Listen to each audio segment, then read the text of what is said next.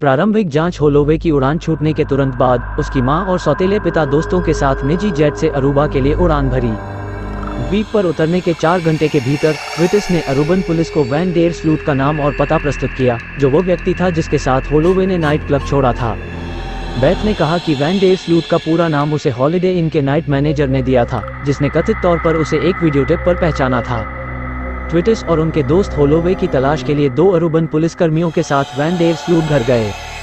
Van der स्लूट ने शुरू में होलोवे का नाम जानने से इनकार कर दिया, लेकिन फिर उन्होंने घर में मौजूद दीपक कल्पो द्वारा पुष्टि की गई एक कहानी बताई। डेर स्लूट ने बताया कि वे होलोवे को अर्शी बीच के कैलिफोर्निया लाइट हाउस क्षेत्र में ले गए क्योंकि वो चाहती थी शार्क देखें। बाद में उन्होंने लगभग 2 बजे होलोवे को उसके होटल छोड़ दिया। वैन डेर स्लूट के अनुसार होलोवे कार से बाहर निकलते ही गिर गई, लेकिन उसने उसकी मदद करने से इनकार कर दिया।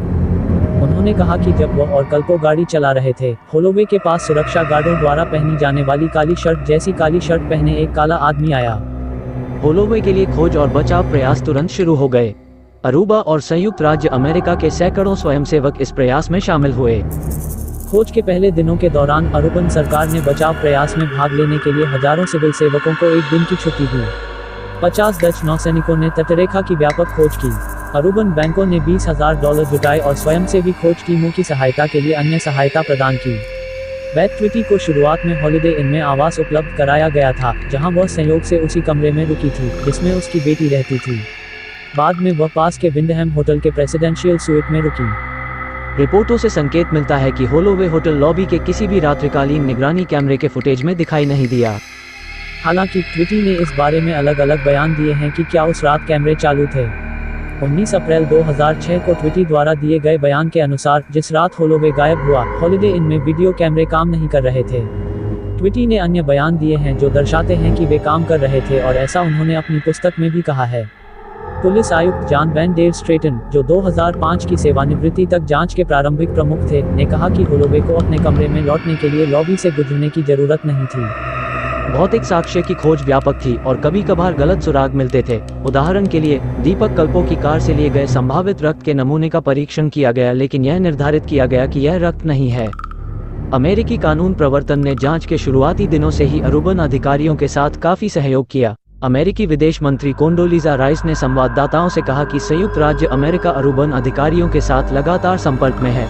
विदेश विभाग के एक अन्य अधिकारी ने संकेत दिया, इसमें पर्याप्त संसाधन लगाए जा रहे हैं क्योंकि वे अरूबा अधिकारी और अधिक की मांग कर रहे हैं। 2005 अनेक संदिग्धों की गिरफ्तारी 5 जून को अरूबन पुलिस ने हत्या और अपहरण के संदेह में निक जॉन और अब्राहम जोन्स, पूर्व सुरक्षा गार्ड को पास के एलेग्रो होटल, जो तब नवीकरण के लिए बंद कर दिया गया था, से हिरासत में लिया।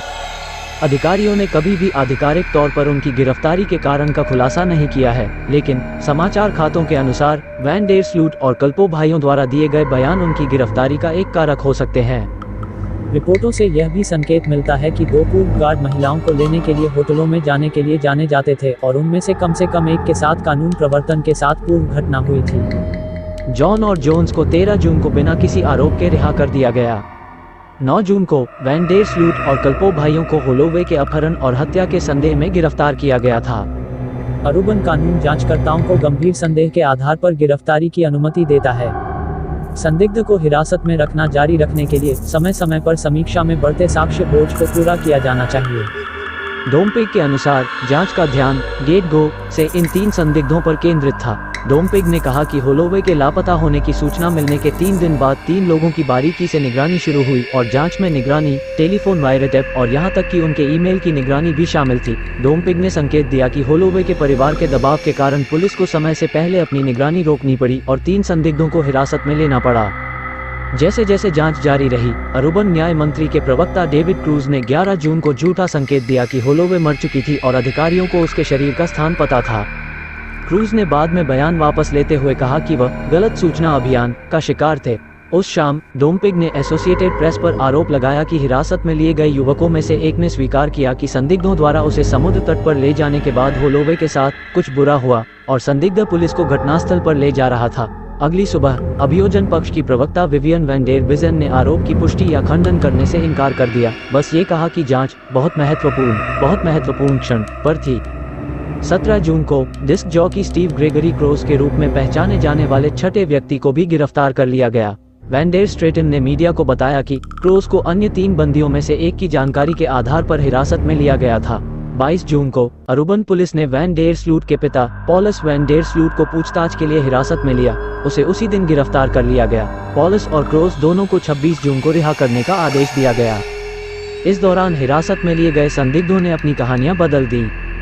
तीनों ने संकेत दिया कि वैन डेर स्लूट और होलोवे को मछुआरों की झोपड़ियों के पास मैरियट होटल समुद्र तट पर छोड़ दिया गया था। वैन डेर स्लूट ने कहा कि उसने होलोवे को कोई नुकसान नहीं पहुंचाया, बल्कि उसे समुद्र तट पर छोड़ दिया। सतीश कल्पो के वकील डेविड कॉक के अनुसार वैन डेर स्लट ने दीपक कल्पो को फोन करके बताया कि वह घर जा रहे हैं और 40 मिनट बाद उन्हें एक टेक्स्ट संदेश भेजा। पूछताछ के दौरान कुछ समय में वैन डेर स्लूट ने एक तीसरा विवरण दिया कि उसे घर पर छोड़ दिया गया था और होलोवे को कल्पो भाइयों ने भगा दिया था। डोमपिग ने ये कहते हुए कहानी को खारिज कर दिया। यह नवीनतम कहानी तब सामने आई जब वैन डेर स्लूट ने देखा कि अन्य लोग कल्पोज उसकी ओर उंगली उठा रहे थे और वह ये कहकर उनसे भी पंगा लेना चाहता था कि उसे हटा दिया गया है, लेकिन वह कहानी बिल्कुल भी जांच में नहीं आती। वह सिर्फ दीपक से पंगा लेना चाहता था। इस बारे में जज के सामने उनकी खूब बहस हुई क्योंकि उनकी कहानियां मेल नहीं खाती थी। ये लड़की अल्बामा से थी, वह 2 काले बच्चों के साथ कार में नहीं रहेगी। हम दूसरी कहानी पर विश्वास करते हैं कि उन्हें मैरियट द्वारा हटा दिया गया था। एक न्यायाधीश के समक्ष सुनवाई के बाद कल्पो बंधुओं को सोमवार 4 जुलाई को रिहा कर दिया गया, लेकिन वैन डेर स्लूट को अतिरिक्त 60 दिनों के लिए हिरासत में लिया गया। निरंतर खोज, पुनर्निवेश और रिहाई 4 जुलाई को रॉयल नीदरलैंड वायुसेना ने खोज में सहायता के लिए इंफ्रारेड सेंसर से लैस 3 F-16 विमान तैनात किए, लेकिन परिणाम सिफर आए। मार्च 2006 में ये बताया गया कि उपग्रह तस्वीरों की तुलना हाल ही में ली गई तस्वीरों, संभवतः F-16 के साथ की जा रही थी ताकि जमीन में अप्रत्याशित बदलाव का पता लगाया जा सके जो कि होलोवे की कब्र हो सकती है। एक स्थानीय माली के जानकारी के साथ आगे आने के बाद मैरियट होटल समुद्र तट के करीब अरूबा रैकेट क्लब के पास एक छोटा तालाब 27 और 30 जुलाई 2005 के बीच आंशिक रूप से सूखा गया था।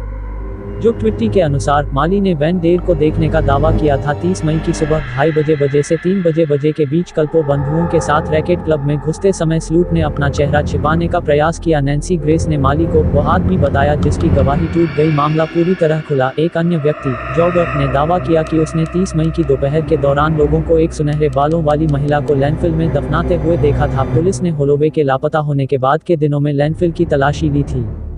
जॉगर के बयानों के बाद लैंडफिल की 3 बार और खोज की गई। FBI ने पुनर्प्राप्ति अभियान में सहायता के लिए मृत कुत्तों का उपयोग किया। खोजें निष्फल रहीं। होलोवे के परिवार ने शुरू में $175,000 की पेशकश की और दानदाताओं ने उसकी सुरक्षित वापसी के लिए $50,000 की पेशकश की। उसके लापता होने के 2 महीने बाद इनाम को $2 लाख से बढ़ाकर $10 लाख कर दिया गया। साथ ही उसके अवशेषों के स्थान के बारे में जानकारी देने के लिए $1 लाख का इनाम दिया गया।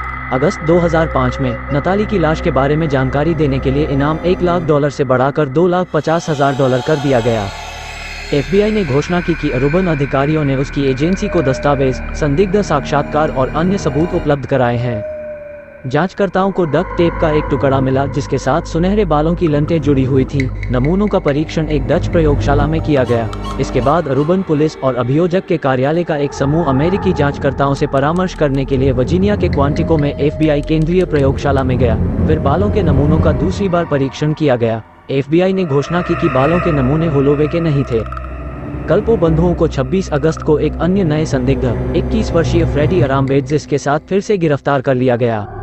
अराम्बेजिस के वकील ने कहा कि उनके मुवक्किल पर एक कम उम्र की लड़की की तस्वीरें लेने और उसी लड़की के साथ अनुचित शारीरिक संपर्क रखने का संदेह था।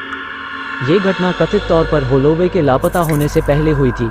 माना जाता है कि अराम्बेजिस के दोस्त वैन डेर स्लूट और कल्पो बंधु इस घटना में शामिल थे। वैन डेर स्लूट की मां अनीता वैन डेर स्लूट ने कहा, ये लड़कों को बात करने के लिए प्रेरित करने का एक हताश प्रयास है, लेकिन बात करने के लिए कुछ भी नहीं है। जबकि कल्पो पुनर्निवेश के लिए तब कोई सार्वजनिक स्पष्टीकरण नहीं दिया गया था। डोमपिग ने बाद में कहा कि यह भाइयों पर अपराध कबूल करने के लिए दबाव डालने का एक असफल प्रयास था। 3 सितंबर को हिरासत में लिए गए 4 संदिग्धों को अभियोजन पक्ष द्वारा हिरासत में रखने के प्रयासों के बावजूद एक न्यायाधीश द्वारा रिहा कर दिया गया। संदिग्धों को इस शर्त पर रिहा किया गया कि वे पुलिस के लिए उपलब्ध रहेंगे। 14 सितंबर को नीदरलैंड एंटिल्स और अरूबा की संयुक्त अपील अदालत ने उन पर लगे सभी प्रतिबंध हटा दिए। अपनी रिहाई के बाद के महीनों में वैन डेर स्लूट ने कई साक्षात्कार दिए जिसमें घटनाओं के बारे में उनके संस्करण को समझाया गया। सबसे उल्लेखनीय साक्षात्कार मार्च 2006 में 3 रातों में फॉक्स न्यूज पर प्रसारित किया गया था। साक्षात्कार के दौरान वैन डेर स्लूट ने संकेत दिया कि होलोवे उसके साथ यौन संबंध बनाना चाहता था, लेकिन उसने ऐसा नहीं किया क्योंकि उसके पास कॉन्डोम नहीं था। उन्होंने कहा कि होलोवे चाहते थे कि वे समुद्र तट पर रहें, लेकिन उन्हें सुबह स्कूल जाना था। वैन डेर स्लूट के अनुसार उन्हें लगभग 3 बजे सुबह सतीश कल्पो ने उठाया और होलोवे को समुद्र तट पर छोड़ दिया। अगस्त 2005 में कल्पो के वकील डेविड कॉक ने कहा कि उनका मुवक्किल सो गया था और वैन डेर स्लट को घर ले जाने के लिए वापस नहीं लौटा। वैन डेर स्लूट ने कहा कि वह एक युवा महिला को समुद्र तट पर अकेले छोड़ने के लिए कुछ हद तक शर्मिंदा थे, भले ही उसके अनुरोध पर, और उन्होंने बताया कि वह पहले सच्चे नहीं थे क्योंकि उन्हें यकीन था कि होलोवे जल्द ही आएंगे। जनवरी 2006 में FBI और अरुबन अधिकारियों ने अल्बामा में होलोवे के कई सहपाठियों का साक्षात्कार लिया या कुछ मामलों में फिर से साक्षात्कार लिया। 17 जनवरी को अरूबा पुलिस ने अरूबा के उत्तर पश्चिमी तट पर रेत के टीलों के साथ साथ मैरियट समुद्र तट के नजदीकी इलाकों में होलोवे के शव की तलाश की। अतिरिक्त खोजें मार्च और अप्रैल 2006 में हुई, लेकिन कोई नतीजा नहीं निकला। केस छोड़ने से कुछ समय पहले डोमपिग ने CBS को एक साक्षात्कार दिया जिसमें उन्होंने कहा कि उनका मानना है कि होलोवे की हत्या नहीं की गई थी, बल्कि संभवतः शराब और या नशीली दवाओं के जहर से उनकी मृत्यु हो गई थी और बाद में किसी ने उसके शरीर को छुपा दिया था। डोमपिग ने यह भी कहा कि अरूबा ने जांच पर लगभग $3 मिलियन खर्च किए थे, जो पुलिस परिचालन बजट का लगभग 40% था। डोमपिग ने संकेत दिया कि ऐसे सबूत हैं जो होलोवे द्वारा अवैध दवाओं के कब्जे, हालांकि जरूरी नहीं कि उपयोग, की ओर इशारा करते हैं। होलोवे के परिवार के सदस्यों ने इस बात से इनकार किया है कि वह नशीली दवाओं का सेवन करती थी। 11 अप्रैल 2006 को डेव होलोवे ने आर स्टेफनी गुड और लैरी गैरिसन के साथ सह-लेखक Aruba the tragic untold story of Natalee Holloway and corruption in paradise नामक पुस्तक प्रकाशित की, जिसमें उनकी बेटी की खोज का विवरण दिया गया है।